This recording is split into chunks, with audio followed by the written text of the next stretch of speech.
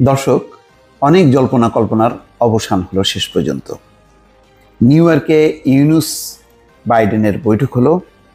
অন্তর্বর্তী সরকারের প্রতি পূর্ণ সমর্থন জানালো বাইডেন। দর্শক, বুঝতে পারছেন খুবই অল্প সময়ের জন্য বৈঠক, এবং এই বৈঠকটা ব্যতিক্রমী। নিউ ইয়র্কে যখন নাকি সাধারণ পরিষদের অধিবেশন চলছিল, সেই অধিবেশন চলার ফাঁকে জো বাইডেন বৈঠক করলেন ডক্টর ইউনুসের সঙ্গে। এটা চিরায়ত যে প্রথা, সেই প্রথা ভেঙে, এবং বাংলাদেশের 3 দশকের ইতিহাসে কোনো সরকার বা রাষ্ট্রপ্রধানের সঙ্গে মার্কিন কোনো প্রেসিডেন্ট এই ধরনের বৈঠক করেনি। এটি খুব নির্দিষ্টভাবে উল্লেখ করেছে আন্তর্জাতিক সম্পর্ক বিষয়ক বিশ্লেষকরা। যাই হোক, সবচেয়ে গুরুত্বপূর্ণ কথা হলো যে বর্তমানে যে সংস্কার এবং অন্তর্বর্তী সরকারের মেয়াদ, তার বৈধতা নানা নিয়ে একটি প্রশ্ন ছিল যে কিভাবে গ্রহণ করবে মার্কিন প্রেসিডেন্ট ডক্টর মোহাম্মদ ইউনূসের নেতৃত্বাধীন সরকারকে। সেই সমস্ত সন্দেহ, সংশয় সব কিছু কিন্তু কেটে গেল, এবং কয়েকটি ছবি তার বড় বহিঃপ্রকাশ। যেভাবে আন্তরিকভাবে ডক্টর ইউনূসকে জড়িয়ে ধরেছেন জো বাইডেন, এটা একটা বিরল ঘটনা, এটা নজিরবিহীন, এমনটি কখনো হয় না। এটি সেলফি তোলার মতন না, জোর করে যে সেলফি তোলা এবং ফটো সেশনের জন্য পাশে দাঁড়িয়ে যাওয়া, বিষয়টা তেমন ছিল না। দুই নেতা তার নিজস্ব অবস্থান বজায় রেখে এমন একটি ঘটনা ঘটেছে নিউ ইয়র্কের জাতিসংঘের সদর দপ্তরে। খবরে বলা হচ্ছে, জাতিসংঘ সাধারণ পরিষদের অধিবেশনের ফাঁকে যুক্তরাষ্ট্রের প্রেসিডেন্টের সঙ্গে কোনো দেশের শীর্ষ নেতার দ্বিপক্ষীয় বৈঠকের তেমন নজির নেই। দেখেন, এখানেই বলা হচ্ছে যে এরকম সাধারণ যে পরিষদের অধিবেশন হয়, তার ফাঁকে এরকম কোনো নজিরই নাই। বাংলাদেশের ক্ষেত্রে তো এমন বৈঠক বিরল, মানে অন্যান্য ক্ষেত্রেও নেই, অন্য কোনো দেশের ক্ষেত্রেও হয়নি। আজ মঙ্গলবার সেই বিরল বৈঠকটি অনুষ্ঠিত হয়েছে নিউ ইয়র্কে জাতিসংঘের সদর দপ্তরে। মার্কিন প্রেসিডেন্ট জো বাইডেন এদিন বাংলাদেশের অন্তর্বর্তী সরকারের প্রধান উপদেষ্টা ডক্টর মোহাম্মদ ইউনূসকে কাছে পেয়ে বুকে টেনে নেন, হাতে হাত রেখে বলেন, বাংলাদেশের সংস্কারের যে লক্ষ্য নোবেল বিজয়ী অর্থনীতিবিদ ঠিক করেছেন, তাকে বাস্তবে রূপ দিতে সব ধরনের সহযোগিতা করবে হোয়াইট হাউস। আপনারা জানেন যে ডক্টর ইউনূসের ব্যাপারে মার্কিন যুক্তরাষ্ট্রের দল মত নির্বিশেষে, অর্থাৎ রিপাবলিকান বা ডেমোক্র্যাট যেই হোক না কেন, তাদের কারোরই শ্রদ্ধা, ভালোবাসা, সম্মানের কোনো ঘাটতি নেই। একেবারে ডক্টর ইউনূসের ব্যাপারে সবাই পাগল, এবং যেহেতু ডক্টর ইউনূস ক্ষুদ্র ঋণের প্রবক্তা, সেই হিসাবে সারা বিশ্বে তো বটেই, মার্কিন যুক্তরাষ্ট্রে তার একটি বিশেষ সম্মান।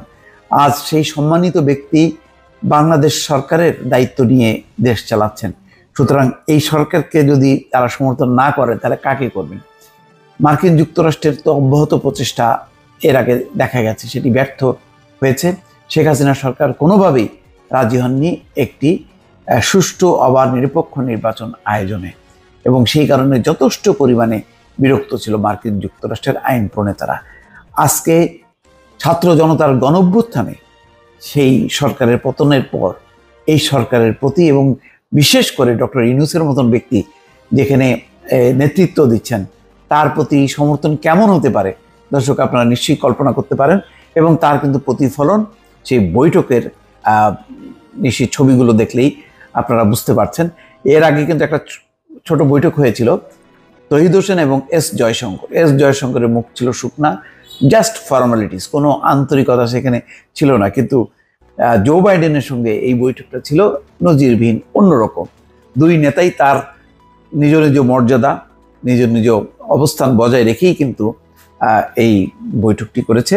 প্রধান উপদেষ্টার প্রেস উইং থেকে জানানো হয়েছে, বৈঠকে ডক্টর ইউনূস বিগত সরকারের আমলে সব ধরনের নিপীড়নের বিরুদ্ধে শিক্ষার্থীদের সাহসী ভূমিকা ও বাংলাদেশ পুনর্গঠনে তাদের গুরুত্বপূর্ণ অবদানের কথা জো বাইডেনকে জানান।